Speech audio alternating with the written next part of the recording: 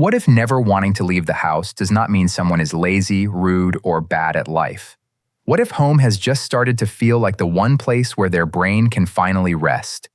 In this video, you will learn why some people do not want to go out, what staying home gives them when it is harmless, and a simple step-by-step way to make the outside world feel easier again.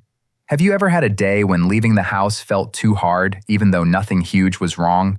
Not because there was danger outside, not because something terrible was waiting, just because getting dressed felt like a chore, seeing people felt tiring, and your couch felt like the smartest choice in the room, and so you stay home, then maybe you stay home the next day too. And after a while, home stops feeling like a nice option and starts feeling like the only easy option. A lot of people judge this too fast. They call it laziness, or being antisocial, or having no drive. But a lot of the time, something deeper is going on. For some people, home is not only cozy, home is steady, home is known, and that matters. Because outside, there is noise, traffic, people, small talk, timing, choices, surprises, and that odd feeling of being seen. Even simple things can feel like too much when your brain is already tired. At home, the light is yours, the sound is yours, the pace is yours, the space is yours. Nobody suddenly asks you something when you are just trying to buy cereal. And for a stressed brain, that can feel wonderful. So when someone never wants to leave the house, it is not always because they want to do nothing. Sometimes it is because the outside world feels loud, heavy, or costly. That can come from anxiety or burnout, or being worn out by people, or depression, or too much noise and stimulation, or just being in a season where your energy is low. Pause for a second and ask yourself this: when I do not want to go out, what am I trying to escape? Noise, people, stress, uncertainty, being looked at, too many choices, or just the effort of changing gears? That answer tells you much more than the word lazy ever could. Now here is the tricky part. Staying home can be healthy. If you had a hard week and truly need rest, a quiet night inside is not some deep problem. It is rest, but the same habit can slowly turn into avoidance. And avoidance grows in a quiet way. You cancel one plan and feel better right away. Your brain remembers that. You put off one errand and feel safer. Your brain remembers that too. So the next time going out feels hard, staying in feels even better. That is how the loop starts. Not because you are weak, because relief feels powerful. And this is what many people miss. The more often you avoid something, the bigger it can start to feel. So let's make this useful. If you are stuck in this pattern, here is a simple tool. Call it the exit ladder. 3 steps. Tiny, repeat, build. Tiny means your first step should be very small. Almost silly, not go out and be social for hours, not become a whole new person. Smaller.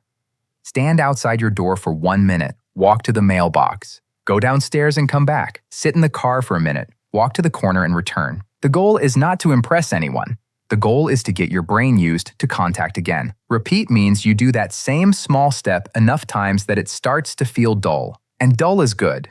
Dull means your brain is learning that this is not danger. Then build. Once one step feels easier, make it only a little bigger.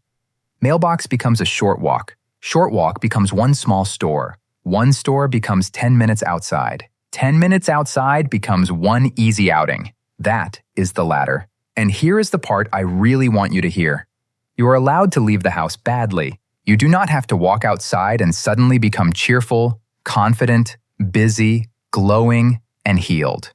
You can go out for 4 minutes and still feel weird. That still counts. You can run one errand and come right back. That counts too. The goal is not to become some shiny new person. The goal is to have more choice than fear. Now one more check. Ask yourself this: do I like being home? Or do I only feel okay when I stay home? Those are not the same thing. Liking peace is normal. Feeling trapped by safety is different. And if staying home is making your life smaller in ways you do not want, then it deserves care, not shame. If this is connected to panic, depression, trauma, agoraphobia, or serious life limits, support can help a lot.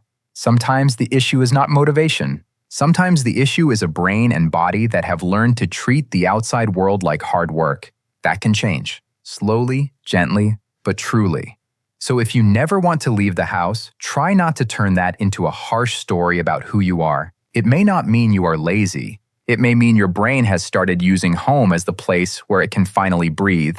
And once you understand that, you can work with it in a smarter way. not by forcing yourself to fake being outgoing, but by building one small step at a time until outside starts to feel less like danger and more like a choice again. If this video helped you feel a little more seen, like the video and subscribe for more simple psychology videos that make everyday behavior easier to understand.